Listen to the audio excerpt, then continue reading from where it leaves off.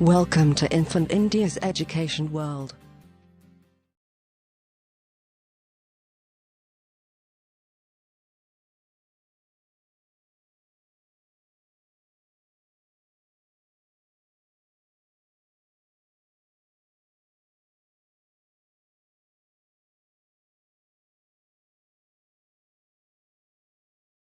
अस्सलाम वालेकुम। आज हम लोग स्टार्ट करेंगे हिस्ट्री चैप्टर नंबर 5 एजुकेशन। सो चैप्टर स्टार्ट करने से पहले आप लोगों को कुछ बेसिक इंफॉर्मेशन दे देती हूँ। लाइक हमारे यहाँ पे जो एजुकेशन का जो सिस्टम है वो दो टाइप का होता है। फर्स्ट है प्राइमरी सेक्शन और सेकंड है secondary section. Primary section secondary section के साथ साथ एक हमारा आता है हायर एजुकेशन, जो हमारा कॉलेज होता है, like degree colleges, master colleges etcetera. ठीक है। अब 1951 में जब बहुत सारे एजुकेशनल इश्यूज थे हमारी कंट्री में, तो इसमें क्या हुआ था कि फर्स्ट सेंसस जो था लिटरेसी लेवल का वो कितना था, 17% था। कितना था, 17%। इट रोज है शोन बिलो। यहाँ पर आप लोग देखो, एक चार्ट है, इसमें सेंसस ईयर से और क्या है हमारा लिटरेसी रेट। सेंसस ईयर में आप लोग देख सकते हैं कि इसमें 10 ईयर्स का गैप है। Means 1971, 1981, 1991 and 2001। 1971 में जो हमारा लिटरेसी रेट था वो कितना परसेंट था, 34%। 1981 में मीन्स आफ्टर 10 ईयर ये लिटरेसी रेट इंक्रीज होके कितना हो गया, 43%। आफ्टर 10 ईयर्स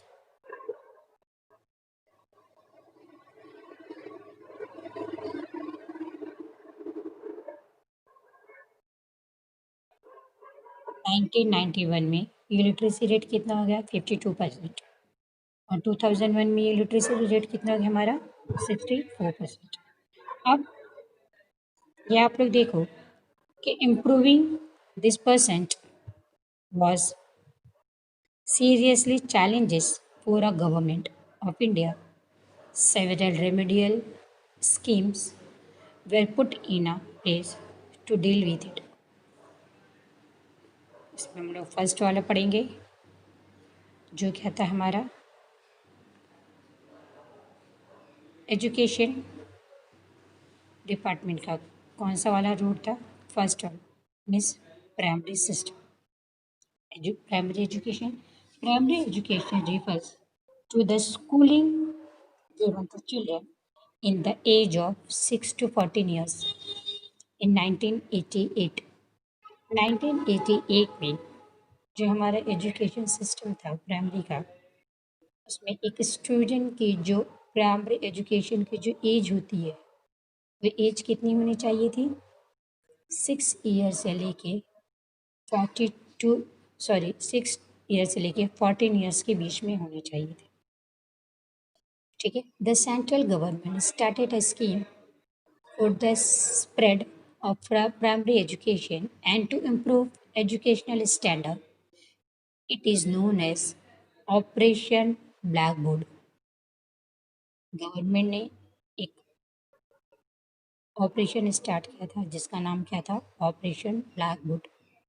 किसके लिए ये ऑपरेशन स्टार्टअप हुआ था या लॉन्च हुआ था, हमारा जो एजुकेशनल स्टैंडर्ड है, प्राइमरी का जो एजुकेशनल स्टैंडर्ड है उसको इम्प्रूव करने के लिए, उसको इंक्रीज करने के लिए the government made fund available to help improve the standard of the school and to fulfill minimum educational needs such as at least 2 proper classroom, toilet, one of the 2 teachers to be female, a blackboard, map, laboratory, apparatus, a small library, a playground, sports equipment, etc.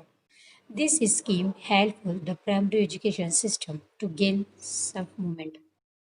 Means जब हमारा start हुआ था operation black board, तो जितने भी schools थे उन लोगों ने जो इसमें नेसेसरी जो इम्पोर्टेंट एलिमेंट्स या जो इम्पोर्टेंट जो गुड्स थे, जो प्रोडक्ट थे, वो कौन से थे? फर्स्ट ऑफ ऑल, अगर आप स्कूल ओपन कर रहे हो तो वो स्कूल में कुछ चीज़ें जो है वो रिक्वायर्ड होती हैं। लाइक सबसे पहले उसके अंदर उसने क्या किया था कि लेडीज स्टाफ को अपॉइंट किया था, बिकॉज लेडीज स्टाफ जो होती है वो बच्चों को समझते हैं, उनकी वो कैरिंग बराबर कर सकते हैं, डिफरेंट टाइप के बच्चों के माइंड को वो लोग प्रॉपरली वे से अंडरस्टैंड कर सकते हैं, और उनको संभालने में भी वो लोग बहुत ज़्यादा, उनको वो लोग जो संभालते हैं उसमें भी वो बहुत ज़्यादा अच्छे होते हैं। मीन्स मेल कंपैरिजन के अगर हम लोग कंपेयर करें तो मेल स्टाफ के कंपैरिजन में फीमेल का स्टाफ जो होती है वो बच्चों के मेंटालिटी को बहुत ही बेटर तरीके से अंडरस्टैंड कर सकते हैं। तो इसीलिए प्राइमरी सेक्शन में जितना भी था उसमें किसको स्टाफ उसने अपॉइंट करने के लिए बोला था? फीमेल टीचर्स को। उसके साथ साथ उसमें एक क्लासरूम होने चाहिए। अब क्लासरूम अगर मेरे पास है तो उसके अंदर कुछ बेसिक रिक्वायरमेंट होनी चाहिए, लाइक टॉयलेट की, है ना।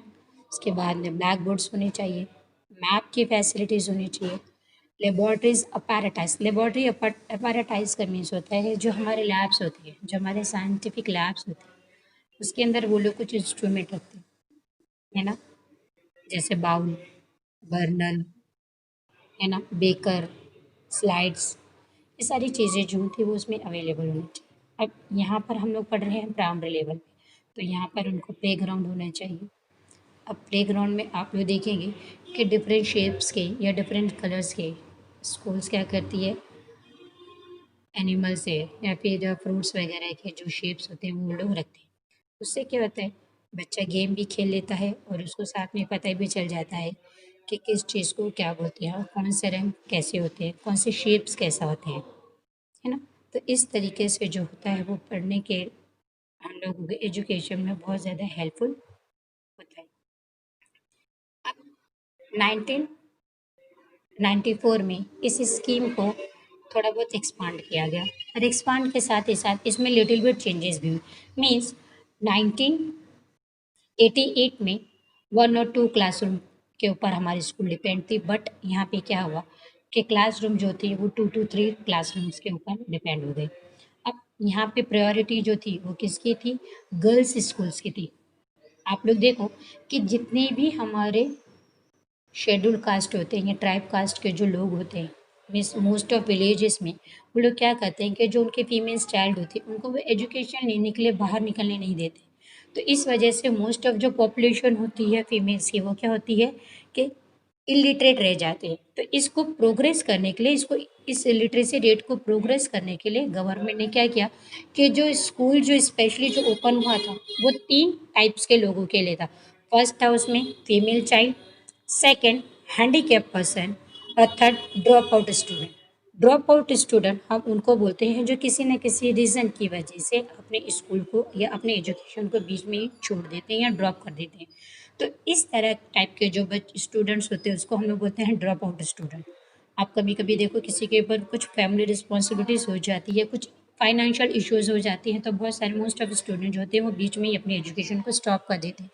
तो ऐसे स्टूडेंट्स को लेकर, और जो फिजिकली हैंडीकैप थे, हैंडीकैप मीन्स जिसके मतलब हाथ से नहीं है, कोई लंगड़ा है या कोई लूला है ना, जो इस तरीके से रहते हैं उसको हम लोग क्या बोलते हैं? Physically handicap. हैंडीकैप 2 टाइप के होते हैं, एक मेंटली और एक फिजिकली। मेंटली जिसको हम लोग पागल बोलते हैं, जो मैड होते हैं, बट जो फिजिकली होते हैं उनके बॉडी का एक ना एक पार्ट अदर पर्सन के कंपैरिजन में या तो वर्किंग नहीं होता है या तो नहीं होता है। ठीक है, जैसे कोई लूला है या कोई लंगड़ा है, जो ऐसे रहते हैं जो स्टूडेंट्स, उसको हम लोग क्या बोलेंगे? Physically handicap. तो इस तरीके के स्टूडेंट्स को लेकर उसने एक और नया स्कीम बनाया जो कि डिस्ट्रिक्ट प्राइमरी एजुकेशन प्रोग्राम पे था, जिसका शॉर्ट फॉर्म क्या था? GDPEP। D for district, E for primary, E for education and P for programme. तो इसमें इसने जो था, ये जो प्लान था वो 100% अटेंडेंस था। किसमें? प्राइमरी स्कूलिंग में। ठीक है, इतना आप लोगों को समझ में आ गया। अब जब ये स्कीम स्टार्ट हो गई, the mid day meal scheme was started in 1955 to provide proper nutrition for student. Mid day meal, what is mean by mid day meal? Mid day meal means वो फूड जो provide होता था school की तरफ से students को, है ना। और ऐसा फूड उन लोगों को प्रोवाइड किया जाता था जिसमें न्यूट्रिशंस हो, जिसमें विटामिन हो, जिसमें आयरन हो और जो हाइजीन हो, है ना। तो इस तरीके से जो फूड्स जो प्रोवाइड होते हैं स्कूल्स में स्टूडेंट को, उसको हम लोग क्या बोलते हैं, मिड डे मील। फर्स्ट वाला अंडरस्टैंड हो गया सबको, प्रॉपरली आप लोगों को समझ गया प्राइमरी एजुकेशन क्या था, है ना। प्राइमरी एजुकेशन हमारा स्टार्ट हुआ था, फर्स्ट वाला जो प्राइमरी एजुकेशन था वो स्टार्ट हुआ था 1988 में, हाँ। और इसके अंदर हम लोग दो एक और टू फीमेल टीचर्स के थ्रू ही इसको स्टार्ट कर देते थे। इसके अंदर जो बेसिक रिक्वायरमेंट होती है, जो बेसिक नीड्स होती है स्कूल्स की, वो हम लोग प्रोवाइड करते थे। बट ये चेंज हुई और इन 1994 में ये चेंज हो गए और इसमें मिनिमम कितने स्टूडेंट्स होने, मतलब स्टूडेंट अवेलेबल होने लगे, मोर देन 100 स्टूडेंट। और इस स्कूलिंग सिस्टम का क्या था, ये मेजॉरिटी इसमें कुछ किस स्टूडेंट की थी, जो शेड्यूल कास्ट के थे और जो ट्राइब्स कास्ट के थे। इसके अलावा उसमें जो लेडीज़ जो फीमेल स्टूडेंट थे वो ज़्यादा थे, हैंडीकैप थे और ड्रॉप आउट स्टूडेंट्स के लिए ये जो स्कीम्स थी वो लॉन्च की गई थी। इसके साथ ही साथ वहाँ पे 1994-5 में इन लोगों ने एक स्कीम स्टार्ट की थी जिसको हम लोग कहते थे मिड डे मील, है ना। अब प्राइमरी एजुकेशन के बाद हम रीड करेंगे सेकेंडरी एजुकेशन को। After independent education minister Maulana Azad Abdul Kalam Azad decided to bring about fundamental changes in the field of education, है ना। मौलाना अब्दुल कलाम आज़ाद जो कि हमारे एजुकेशन के चीफ मिनिस्टर थे, उन्होंने क्या किया कि जो एजुकेशन हमारा पैटर्न था उसमें लिटिल बिट चेंजेस किए। अब पैटर्न में देखो चेंजेस कैसे कैसे आ गई। Education commission was set up for this purpose. The commission recommended it to the appoint of a separate commission for secondary education. Accordingly, in 1952 to 53, the Mudaliar Commission was appointed at the time the pattern of education considered of 11 plus 4 years for the first degree of the 11 plus 1 plus 3 years means 11th की हमारी class तक, उसके बाद में जो +1 है वो हमारा 12 और जो प्लस हमारा 3 है मीन्स वो 13, 14, 15, जिसको हम लोग क्या बोलते हैं FY, SY एंड GY। तो the works of the commission studies secondary education, the nature of the curriculum, medium of the instructions, teaching methodology, and made certain recommendations. This commission purpose the concept of higher education. However, it was found difficult to implement in all over a country. समझ में आया। इस तरीके से जो था वो बहुत ज़्यादा चेंज होने लगा। The Maharashtra state board of secondary and higher secondary education was established on the 1st of January 1966 at Pune. This board conduct the school leaving examination of standard 10 and standard 12. The board also published a periodical called शिक्षण संग्राम। उसके बाद आप देखो कि 1964 में जब Kothari commission आया तो उसने टोटली चेंज किया किसको, एजुकेशन के पैटर्न को। जो हमारा एजुकेशन का पैटर्न मौलाना अब्दुल कलाम आज़ाद के टाइम पे मीन्स 1952 टू 53 में 11 प्लस 1 प्लस 3 का सिस्टम था, अब वही चेंज हो गया। क्या हो गया 1964 में वही पैटर्न चेंज हो गया और अब पैटर्न कौन सा हो गया 10 प्लस 2 प्लस 3 पैटर्न। और ये पैटर्न आज भी हम फॉलो करते हैं। और ये पैटर्न कब लॉन्च हुआ था 1964 में। 10 मीन्स जो हमारी 10 की क्लास है, प्लस 2 मीन्स 11th और 12th, और उसमें ऐड हम करेंगे प्लस 3 मीन्स होता है FY, SY and TY। FY, SY और ये TY ये जो हमारा होता है ये हमारा डिग्री होता है। 11th और 12th को भी हम लोग FY, SY बोलते हैं। बट FY JC या SY JC अगर मैं बोलूँ तो FY JC का मतलब क्या होता है, फर्स्ट ईयर जूनियर कॉलेज, है ना। फर्स्ट ईयर जूनियर कॉलेज हम लोग किसको बोलते हैं 11th को। सेम एज इट इज अगर मैं SY JC बोलूँ तो आप ये समझ जाओगे कि मैं 12th में मतलब second year of junior college. Same as it is अगर मैं डिग्री में जाती हूँ, अगर मैं आपको बोलूँगी फर्स्ट ईयर ऑफ BA या first year BCom first year BSc, तो आप ये समझ जाओगे कि मेरा जो फर्स्ट ईयर है वो बीए का है। बीए, बीएससी और बीकॉम, ये जो हमारे फैकल्टीज होते हैं, अगर मुझे डिग्री कॉलेज को कंप्लीट करना है या मुझे अपना ग्रेजुएशन लेवल कंप्लीट करना है तो मुझे 3 इयर्स रिक्वायर्ड होते हैं, जिसमें फर्स्ट ईयर होता है, सेकेंड ईयर होता है, थर्ड ईयर होता है। आफ्टर थर्ड ईयर में अपने आप को बीए में, अगर मैं बीए साइड से हूँ या मेरा फैकल्टी बीए है तो मैं क्या हो जाएंगे, बैचलर ऑफ आर्ट। अगर मैं कॉमर्स से हूँ तो मेरा फैकल्टी की जगह बैचलर ऑफ कॉमर्स, और बीएससी से हूँ तो बैचलर ऑफ साइंस।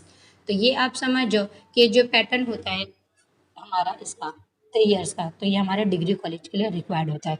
यही पैटर्न हम आज भी फॉलो अप करते हैं, ठीक है।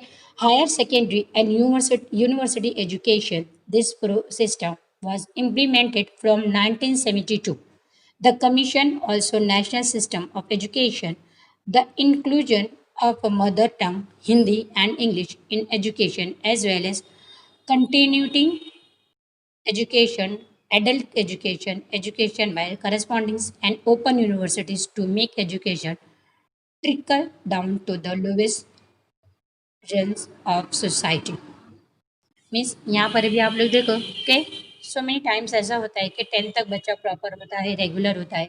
आफ्टर 12 भी मोस्ट ऑफ स्टूडेंट जो है वो रेगुलर होते हैं, बट जब हम डिग्री में जाते हैं तो हमको कुछ प्रॉब्लम्स की वजह से या कुछ इश्यूज़ की वजह से, या अगर हम कभी कहीं पे जॉब ओरिएंटेड हो जाते हैं, कहीं हम जॉब कंटिन्यू करते हैं, तो उस टाइम पर हम जो रहते हैं वो प्रॉपरली यानी ये रेगुलर हम अटेंड नहीं कर पाते अपने कॉलेजेस। तो इस तरीके से हम लोग उसको क्या बोलते हैं, करस्पॉन्डेंस। मीन्स हमको गवर्नमेंट एक हमको फैसिलिटीज़ प्रोवाइड कर दी है कि हम डेली कॉलेज ना जाके वीक में 1 या 2 दिन हम कॉलेज को अटेंड कर सकते हैं, या सिर्फ हम लोग ओनली फॉर एग्जाम्स को अटेम्प्ट करने के लिए हम कॉलेजेस जा सकते हैं। तो इस तरीके से जो एजुकेशन हमारा होता है वो हमारा करस्पॉन्डेंस होता है। जैसे आप लोगों को पता है कि रेगुलर और प्राइवेट, तो सेम एज इट इज़ जो बच्चा रेगुलर या डेली बेस पे लेक्चर अटेंड करता है वो कौन होता है, रेगुलर। और जो करस्पॉन्डेंस से करता है मीन्स वीक में 1 और 2 डेज जाता है या ओनली फॉर एग्जाम अटेम्प्ट करने के लिए जाता है, तो उसको हम लोग क्या बोलते हैं, करस्पॉन्डेंस स्टूडेंट। मीन्स वो कैसा रहता है कि वो प्राइवेट स्टूडेंट्स रहता है ना। तो इसी तरह यूनिवर्सिटी भी 2 टाइप्स की होती है, एक ओपन यूनिवर्सिटी और एक हमारी कौन सी, मुंबई यूनिवर्सिटी। ओपन यूनिवर्सिटी का अगर मैं एग्जाम्पल दूँ तो ओपन यूनिवर्सिटीज़ में कौन सी यूनिवर्सिटीज़ आती है, फर्स्ट हमारी आती है SNDT, है ना। SNDT हमारी यूनिवर्सिटी है जो कि ओनली फॉर फीमेल्स के लिए है। इसके बाद सेकंड अगर मैं एग्जांपल्स दूँ तो और कौन सी इसमें यूनिवर्सिटी आएगी, कौन सी यूनिवर्सिटी आएगी आप लोगों को पता है, मौलाना अब्दुल कलाम आज़ाद ओपन यूनिवर्सिटीज़ में आती है ना। और और इस तरीके से बहुत सारी जो यूनिवर्सिटीज़ है ना, वो इसमें इंक्लूड होती है ओपन यूनिवर्सिटीज़। तो इस तरीके से जो पैटर्न था सेकेंडरी और प्राइमरी एजुकेशन का, वो डिपेंड करता था इसके ऊपर। Please subscribe the channel and press the bell icon.